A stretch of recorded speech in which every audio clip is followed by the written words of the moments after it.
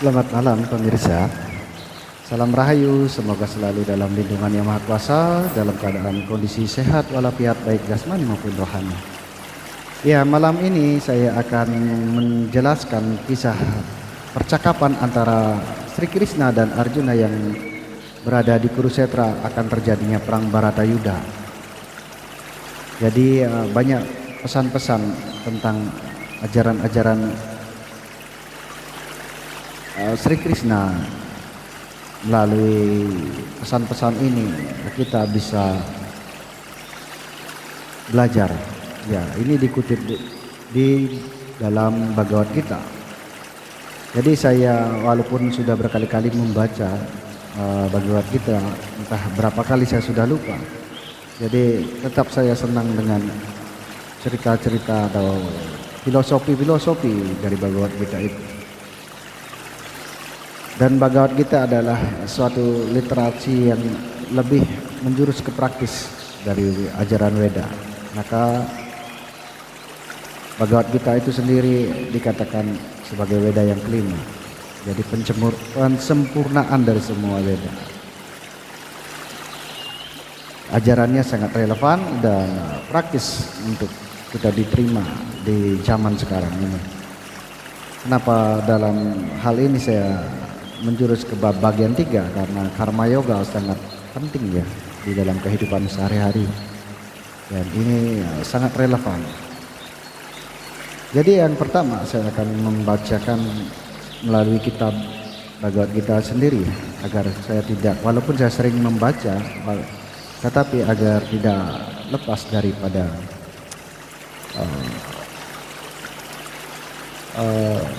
maksud-maksud atau kesimpulan-kesimpulan dari, dan saya berusaha juga menyusunnya supaya lebih terarah dan lebih singkat, gampang dimengerti.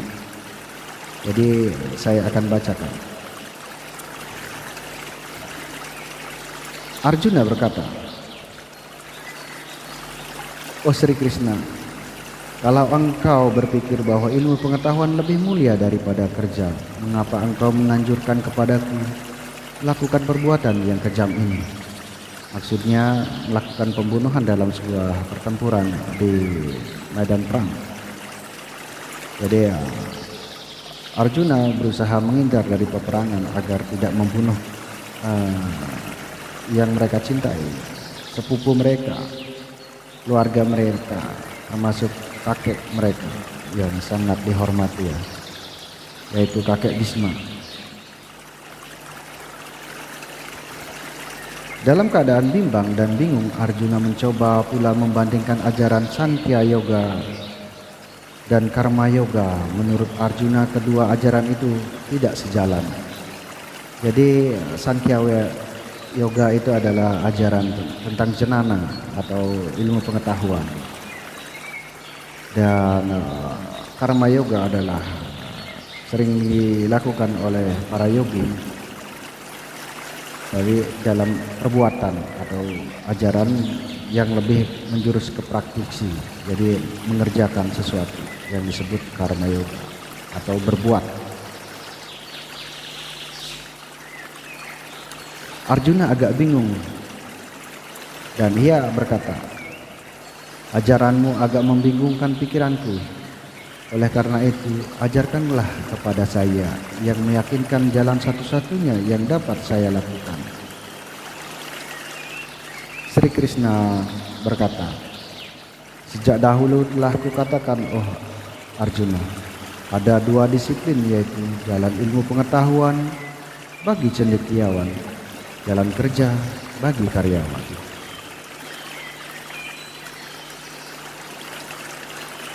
Jadi Sri Krishna menjelaskan bahwa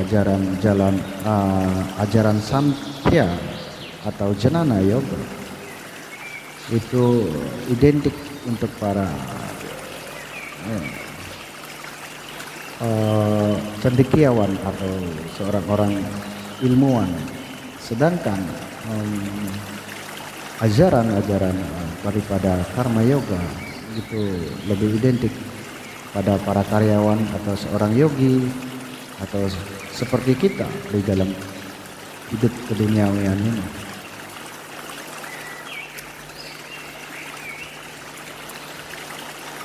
Arjuna mendengarkan kisah ini. Lalu Sri Krishna berkata, tanpa kerja orang tidak akan mencapai kebebasan, dan juga ia tidak akan mencapai kesempurnaan karena menghindari kegiatan suatu kerja. Walaupun untuk sesaat jua, tidak seorang pun untuk tidak berbuat. Karena setiap manusia dibuat tidak berdaya oleh hukum alam yang memaksanya untuk selalu bertindak. Jadi kita selalu dipaksa oleh alam semesta.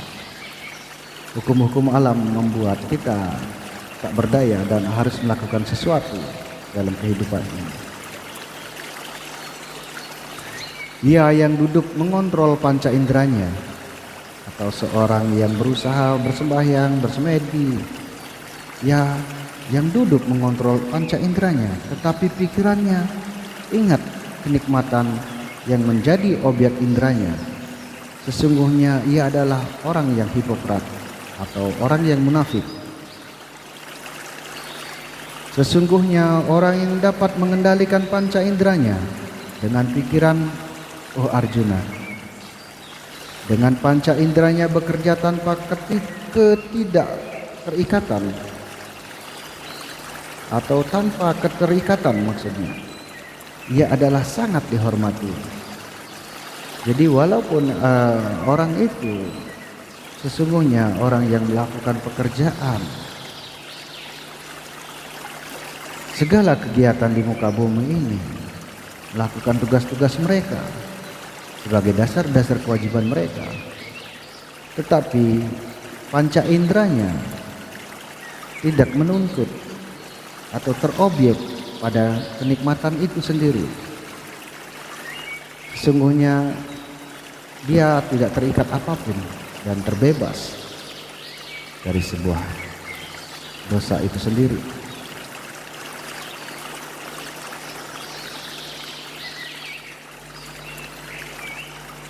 Sri Krishna melanjutkan percakapannya. Bekerjalah seperti yang telah ditentukan, sebab berbuat lebih baik daripada tidak berbuat. Dan bahkan tubuh pun tidak akan berhasil terpelihara tanpa berkarya.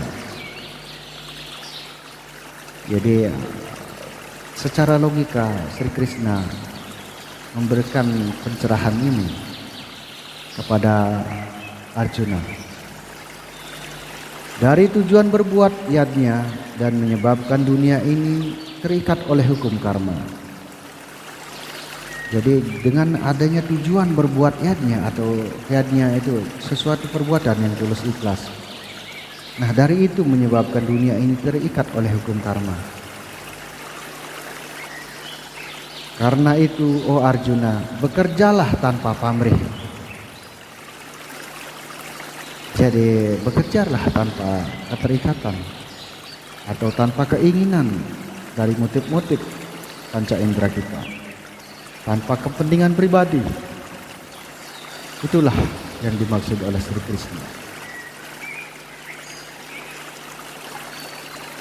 Sesungguhnya sejak dahulu kala aku katakan, Tuhan telah menciptakan manusia melalui yadnya. Dengan cara ini engkau akan berkembang sebagaimana lembu perahan yang memerah susunya karena keinginanmu sendiri. Jadi Sri Krishna menjelaskan bahwa dunia ini, semua alam semesta bahkan seluruh makhluk hidup diciptakan dengan yadnya, dengan ketulusan Tuhan itu sendiri, dengan cinta kasih Tuhan itu sendiri, dengan keikhlasan Tuhan itu sendiri, tanpa keinginan Tuhan itu sendiri, seperti seekor sapi memerah susunya sendiri, seperti seorang ibu memerah susunya demi seorang anak. Jadi Tuhan sendiri menciptakan, bukan tujuan daripada Tuhan itu sendiri. Akan tetapi sebagai tujuan keberlangsungan makhluk hidup ini. Maka Tuhan dengan yadnya atau dengan ketulusannya, keikhlasannya melakukan semua ini. Maka makhluk hidup sesungguhnya harus kembali dengan yadnya pula, dengan ketulusan pula, dengan keikhlasan, tanpa pamrih, tanpa motif pribadi, ia akan bisa kembali mencapai nirwana yang disebutkan sebagai moksa, yaitu alam keabadian. Berikutnya, Sri Krishna melanjutkan percakapannya. Sri Krishna berkata, adanya dewa-dewa adalah karena ini. Semoga dewa-dewa menjadikan engkau demikian dengan saling memberi. Engkau akan memperoleh keasrian yang paling utama.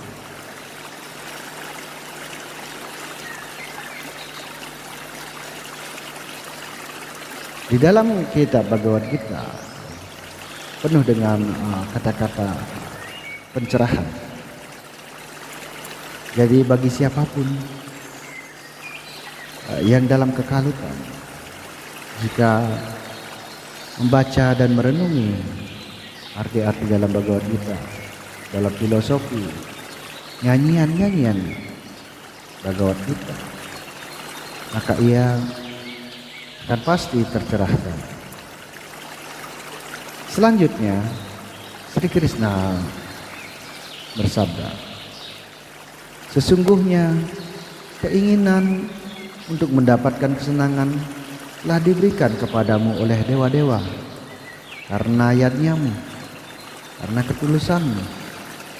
Sedangkan ia yang telah memperoleh kesenangan tanpa memberi yadnya sesungguhnya adalah sebagai pencuri.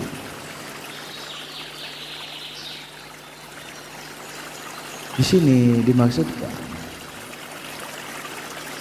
dia yang tidak bekerja dengan tulus ikhlas, tanpa pamrih, apalagi dengan cara mengorbankan orang lain, atau dengan cara berkorupsi, entah seperti apa, bercurang diri ya, itu akan menghasilkan suatu kesenangan, akan tetapi kesenangan itu adalah dianggap sebagai pencuri. Berikutnya, Sri Krishna bersabda, ia yang memakan sisa yadnya akan terlepas dari segala dosa, tetapi ia yang hanya memaksa makanan, ia yang hanya memasak makanan hanya bagi dirinya sendiri sesungguhnya sama dengan memakan dosa. Jadi sesuatu apapun perbuatan kita atau hasil dari semua yang kita dapat, walaupun itu secara bersih, tetap saja ada sebuah kejahatan-kejahatan yang tidak kita sengaja. Mungkin ketika kita berusaha menghasilkan atau bekerja untuk menghasilkan suatu keuntungan, itu kita sedikit berbohong dalam berdagang. Misalnya harga yang sekian kita angkat menjadi sekian, jadi kita menganggap atau mengatakan bahwa untung kita sedikit. Ya, kalau tanpa ada kebohongan dalam kita berdagang, mungkin kita akan selalu merugi. Jadi itu sebuah kewajiban. Seorang pedagang mengatakan bahwa saya tidak untung banyak, saya hanya untung sedikit. Mungkin kita mendapatkan keuntungan-keuntungan itu setelah terkumpul banyak, dan cara untuk membersihkannya adalah melalui yadnya. Entah yadnya itu sebuah sedekah kepada seseorang, itu juga yadnya. Kita beryadnya atau berkorban yang tulus ikhlas kepada para dewa, itu juga yadnya. Jadi yadnya itu korban suci yang tulus ikhlas kepada siapapun. Berdana atau bersedekah itu adalah bagian sebagai pencuci semua hasil dari karma-karma yang kita lakukan. Walaupun dalam hal-hal kecil. Berikutnya, Sri Krishna bersabda, adanya makhluk hidup karena makanan, adanya makanan karena hujan, adanya hujan karena yadnya, adanya yadnya karena karma. Jadi siklusnya selalu berputar seperti itu. Jadi beliau Sri Krishna menjelaskan bahwa segala sesuatu itu dari makhluk hidup, terus makanan, adanya makanan itu karena hujan, dan adanya hujan karena yadnya. Yadnya yang dimaksud adalah yadnya para dewa. Dewa juga memberikan korban yang tulus ikhlas kepada kita. Contohnya adanya hujan adalah karena matahari. Matahari adalah dewa surya. Beliau menyucikan semua kekotoran air yang ada di muka bumi ini dan kemudian mengembalikannya ke bumi menjadi air hujan. Maka dari itu kita pun harus menghormati semua para dewa dalam tugas-tugas beliau. Walaupun kita tidak tahu yang sepenuhnya, setidaknya kita membagikan yadnya ini kepada para dewa, karena dari dewa semua datang kepada kita itu juga sendiri. Selanjutnya Sri Krishna bersabda, ketahuilah adanya karma adalah karena Brahma yang ada dari yang maha abadi. Karena itu ia yang mengetahui semua itu selalu tetap dalam berkorban atau beryadnya. Dari itu Brahma yang melingkupi semua selalu ada di sekitar api pengorbanan. Api pengorbanan ini adalah semua energi, baik itu api yang ada di dalam tubuh kita. Api pengorbanan bukan hanya ada dalam api sebuah air. Yadnya dalam bentuk persembahan. Persembahan itu pula berada dalam sebuah kerja di dalam tubuh kita. Api itu ada di dalam sebuah energi yang menghasilkan keringat kita. Itu dilakukan demi orang banyak, bukan demi motif diri sendiri. Lakukan kerja adalah yadnya demi keluarga yang kita. Memberikan sesuatu kepada orang adalah yadnya. Baik, Sri Krishna melanjutkan percakapannya. Demikianlah sebab terjadinya perputaran roda, dan ia yang tidak ikut dalam perputaran itu berbuat jahat, selalu berusaha memenuhi nafsu indranya sendiri. Sesungguhnya ia hidup dalam sia-sia. Ia yang senang memenuhi keinginannya sendiri dan puas akan dirinya sebagai manusia dan memuaskan dirinya sendiri saja, sesungguhnya tidak adalah karya di dalam hidupnya.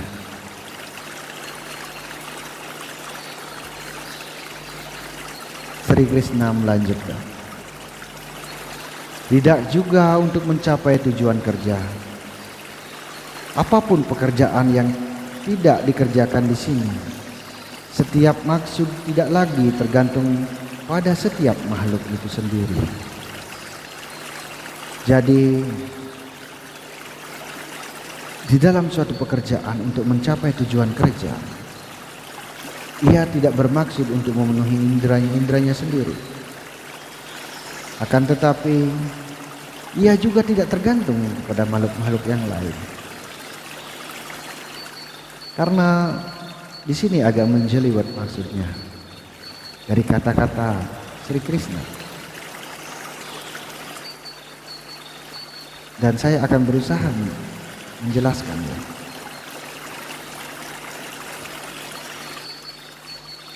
Ketika kita melakukan sebuah kerja dengan tujuan kerja, akan tetapi kita harus bekerja hanya tujuan kerja tanpa motif sebuah pemenuhan indera-indera kita.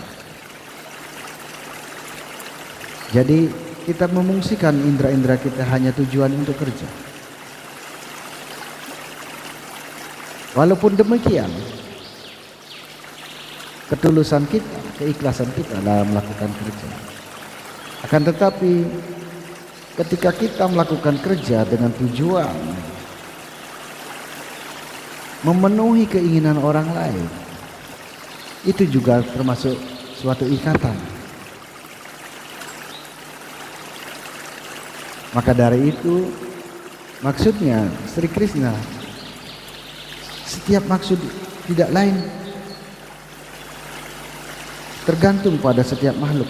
Jadi supaya tidak tergantung kepada setiap makhluk, walaupun kita bukan untuk keinginan kita sendiri, akan tetapi kepada keinginan seseorang dengan tujuan secara ikhlas.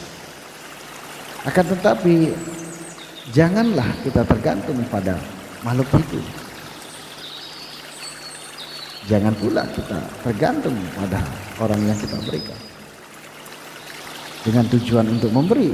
Akhirnya kembali kita dalam keterikatan kepada sebuah makhluk.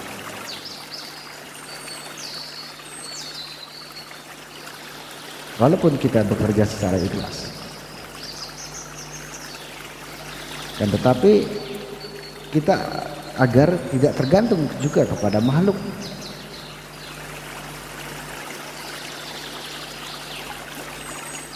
Maksudnya di sini agar atman kita atau roh kita berjalan tanpa sebab dan akibat.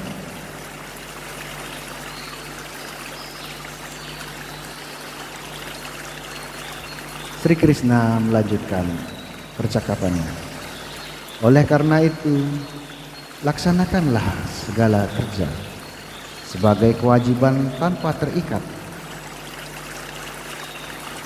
pada akibat dari sebuah kerja itu. Sebab kerja yang bebas dari keterikatan, bila melakukan pekerjaan itu, orang itu akan mencapai tujuan yang tertinggi.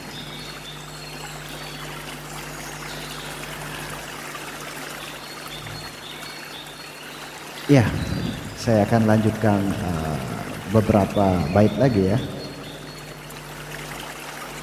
Nanti kalau kita tidak mencapai, kita lanjutkan ke episode berikutnya.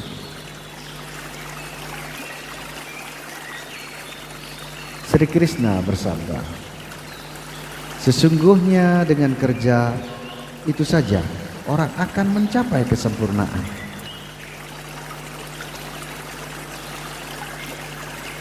Oh Arjuna, terpeliharanya dunia sesungguhnya demikian juga supaya engkau memperhatikan dalam melakukannya. Jadi maksudnya Sri Krishna, alam pun bekerja seperti itu sesungguhnya.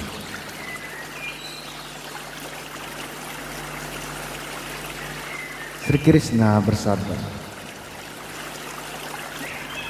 apapun juga kebiasaan yang baik itu dilakukan, yang itu juga orang lain akan mengikutinya. Apa yang dibawakan untuk dilakukan, dunia pun akan mengikutinya. Tidak ada pekerjaan yang harus dikerjakan di ketiga dunia ini, oh Arjuna. di mana aku tidak terikat, tetapi aku tetap harus mengerjakan.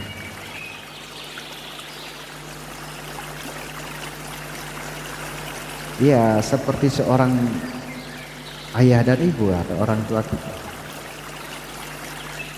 Ketika dia memberikan kasih sayang kepada anak-anaknya, jadi dia melakukan sebuah kerja bukan tujuan untuk dirinya sendiri, dan tetapi dia melakukan hanya untuk kebahagiaan, kesempurnaan dalam keluarga, untuk anak-anaknya mereka.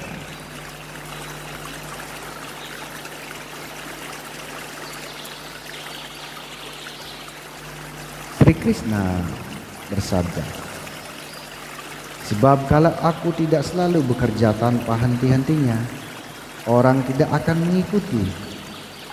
Jalanku itu adalah dalam segala bidang apapun juga. Dunia ini akan hancur jika aku tidak bekerja. Aku jadi pencipta kekacauan dan memusnahkan manusia ini semua. Jadi ketika Tuhan itu tidak melakukan yadnya atau bekerja dengan tulus ikhlas, maka dunia ini akan terhenti.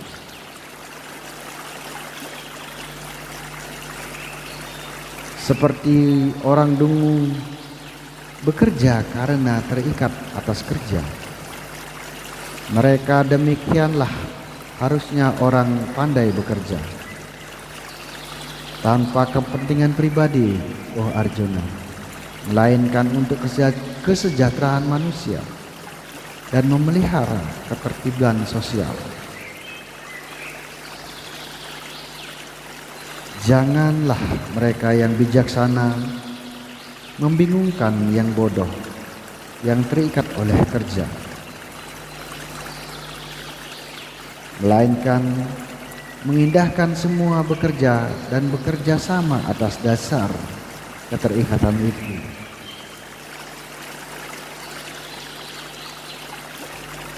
Sesungguhnya setiap perbuatan dilakukan disebabkan oleh sifat prakerti atau naluri.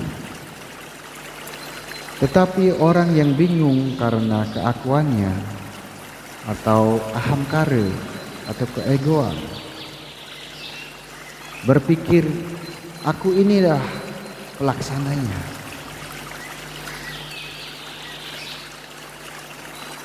Jadi sebenarnya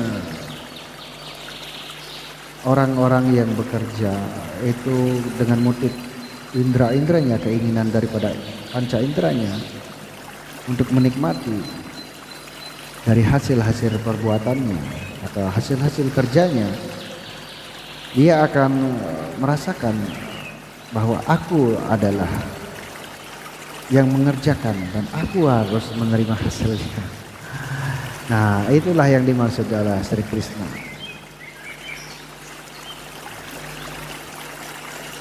Oke, terima kasih. Kita berada di bagian ke-27 dari bab ketiga, yaitu Karma Yoga dalam ajaran Bhagavad Gita. Nanti kita juga akan melanjutkan ke episode berikutnya, atau Karma Yoga part 2. Oke, terima kasih. Salam Rahayu, salam